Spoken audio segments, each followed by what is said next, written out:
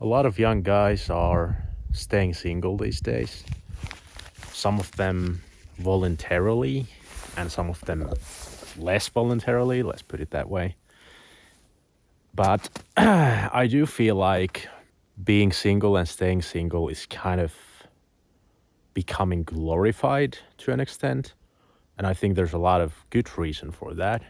But in today's video, I want to share some experiences and thoughts of mine since I am 31 years old now and I was single for about 9 years. And now I have been in a relationship in 1.5 years or so. And for more context, before I was single for 9 years, I was in a relationship for 3.5 years or something like that. And the first relationship I had was a very toxic one.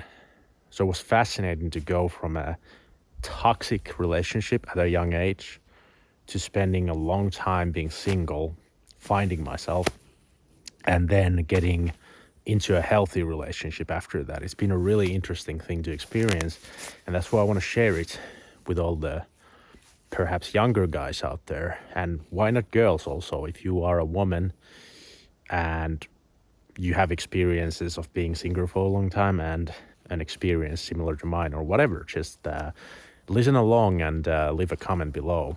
So I want to talk a little bit about the pros and the cons of being single versus being in a relationship. I wrote down a couple of points here about being single and the benefits of it.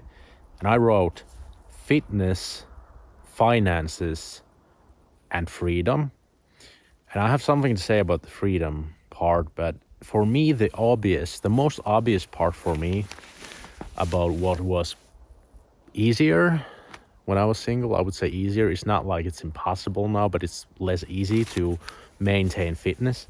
The reason is that when you are single, you can have your own habits and there's like no external thing or force or person affecting your habits. You can literally you can perfect your habits. You can have the perfect diet. You can train exactly when you need and want to train. You don't have to compromise for anything. So it was easier for me to stay in a really good shape and be really fit when I was single. And I remember this one time when I ran my first half marathon, one of my friends said to me, yeah, you need to get a girlfriend. And what he meant by that was, he meant I need to get a girlfriend because I'm in too good of a shape. Like I'm doing these things that none of my friends were doing. And one of the reasons why my friends were more out of shape than me was because they were in long-term relationships. And it just tends to happen that unless your partner, unless your girlfriend is into fitness or anything like that, then most likely your fitness is gonna suffer a little bit. But I do want to say in the same breath that I still am in good shape. I mean, I ran a marathon last year, even though I was in a relationship. But let's just say it didn't go as well as the first marathon I ran when I was still, I had been single. So it definitely affected me immediately when I got into a relationship. And another thing, let me check my notes. Yeah, I suppose it's also about habits.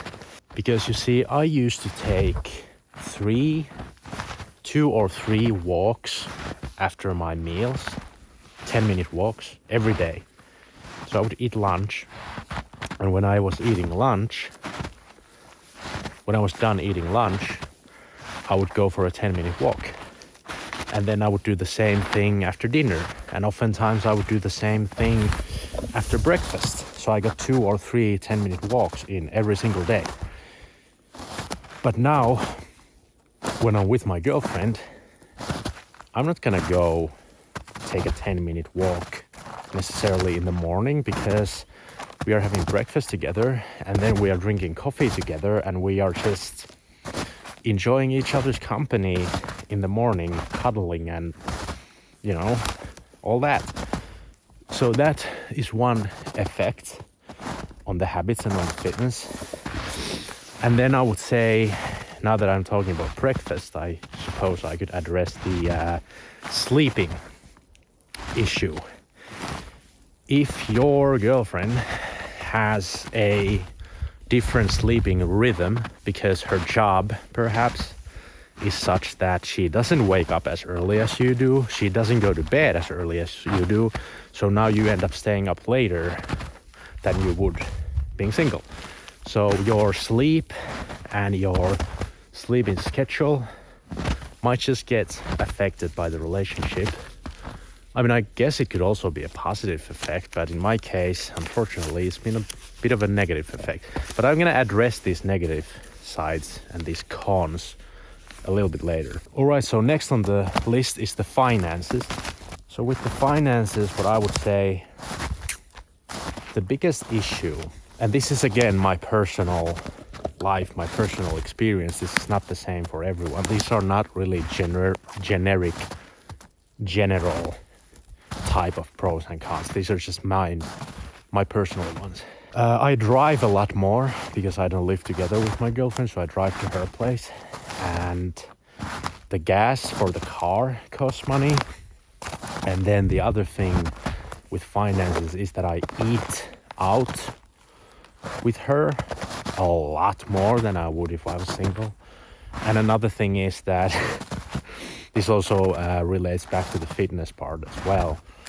When I was single, I would only eat chicken, rice, and broccoli, basically. And that would be a lot cheaper than what we eat with my girlfriend, because my girlfriend is actually a phenomenal cook. She makes restaurant level food, and I'm not kidding, I'm not exaggerating. The food she cooks it's literally like going to a restaurant. But that also means that when we buy the ingredients, it costs more money.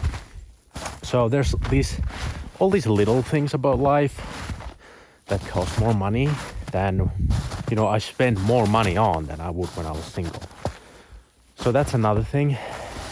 But once again, when I say a con like this, when I say that this was a pro side of being single, it was, easier to save money. I was richer in money, but I was poorer in experience and in love. So you kind of just exchange things, and that's the whole point I also want to point out here, that whatever I do with and for my girlfriend and my relationship, I knowingly make these compromises because I want to improve the relationship we have. So when I do something like this, I actually think about, this is kind of a negative effect on my wallet or my body fat or whatever. But at the same time, I think it's a positive on the relationship, and it's a positive on my experiences and the amount of love I experience, and therefore the amount of happiness I experience. And then finally on the list, I had the freedom. So the thing about freedom is, a lot of guys kind of think that if you're single, you get to date other women and you get to have like freedom to flirt with women, freedom to maybe have sex with women, whatever it may be. But in my case, for example, I never did those things because that's not the kind of person I am. Maybe I should have met more people, maybe I should have met more women, maybe I should have done more flirting. But certainly, I am not the type of man who wants to have sex with strangers. So in my case, it's like, I didn't get any benefit of meeting women and having fun, having casual fun with women while I was single. So for me, that's actually not a pro. So the freedom part is something that I just added in the list because I think in a good relationship, in a healthy relationship, you have freedom anyway. You just do many things together instead of doing them alone, but you still have the freedom. But I wanted to mention the freedom because I know a lot of people think that it's a pro side of being single, that you have more freedom. And I don't know, I mean, I don't really feel it. I don't feel like I'm any restricted in any way, because I can do whatever I need to do. And usually I just do those things then with my girlfriend. And I still do a lot of things alone that I kind of need and want to do alone, such as hitting the gym and going running and hanging out with friends.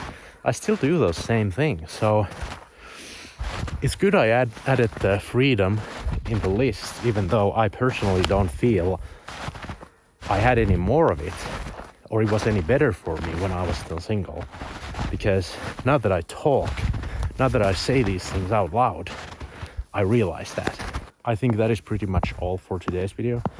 Remember to comment below and share your experiences and thoughts. What do you think are the good sides?